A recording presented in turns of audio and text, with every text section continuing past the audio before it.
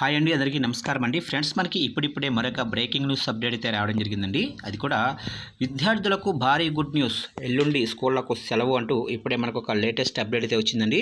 అయితే ఇందుకు సంబంధించిన పూర్తి వివరాలు అయితే మన వీడియోలో తెలుసుకుందామండి. అంటే ఎల్లుండి 4వ తారీఖున ఎందుకు సెలవిస్తున్నారు ఏంటనేది క్లారిటీగా తెలుసుకుందామండి. వీడియో మాత్రం ఎక్కడ స్కిప్ చేయకుండా చూడండి ఫ్రెండ్స్, అప్పుడే మనకి పూర్తి సమాచారం అయితే తెలుస్తుంది. ఇక లేట్ చేయకుండా వివరాల్లోకి తెలిపోదాము. ఫ్రెండ్స్, నాదొక చిన్న రిక్వెస్ట్ ఫ్రెండ్స్, ఇంతవరకు మన ఛానల్ ఇంకా ఎవరైతే సబ్స్క్రైబ్ అయితే చేసుకోలేదో సబ్స్క్రైబ్ అయితే చేసుకోండి.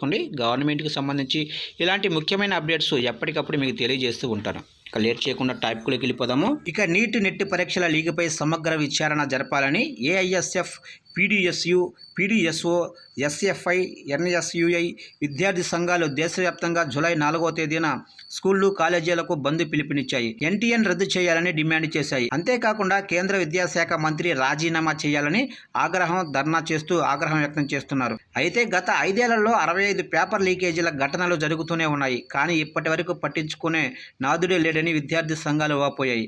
కాగా నీట్ నెట్ పరీక్షల లీకేజీపై పార్లమెంటులో మోడీ సమగ్ర విచారణ జరిపి విద్యార్థులకు న్యాయం చేయాలని ఏఐఎస్ఎఫ్, పీడీఎస్ఓ, ఎస్ఎఫ్ఐ, ఎన్ఎస్యుఐ విద్యార్థి సంఘాలు కోరాయి. కేవలం నీట్ నెట్ కాదు, కొన్నేళ్ల నుంచి అన్ని పరీక్షల పేపర్ లీకేజీలతో అభ్యర్థులు తీవ్రంగా నష్టపోతున్నారని విద్యార్థి సంఘాలు విద్యాశాఖపై మండిపడుతున్నాయి.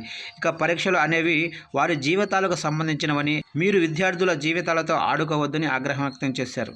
చూశారు కంటే మొత్తం మీదుగా ఏదైతే నీట్ నెట్ పరీక్షల లీకేజీపై సమగ్ర విచారణ జరపాలని రేపు 4వ తారీఖున విద్యార్థి సంఘాలు మొత్తం కలిపి దేశవ్యాప్తంగా అయితే ఎల్లుండి స్కూళ్లకు, కాలేజీలకు అయితే భారీగా బంద్కు పిలుపునిచ్చినట్లుగా తెలుస్తుంది. ఫ్రెండ్స్, చూశారు ఫ్రెండ్స్, అప్డేట్ నచ్చినట్లయితే లైక్ చేయండి. ఇలాంటి ముఖ్యమైన అప్డేట్స్ కోసం ఇప్పుడే మన ఛానల్ని సబ్స్క్రైబ్ చేసి ఫాలో చేయండి ఫ్రెండ్స్.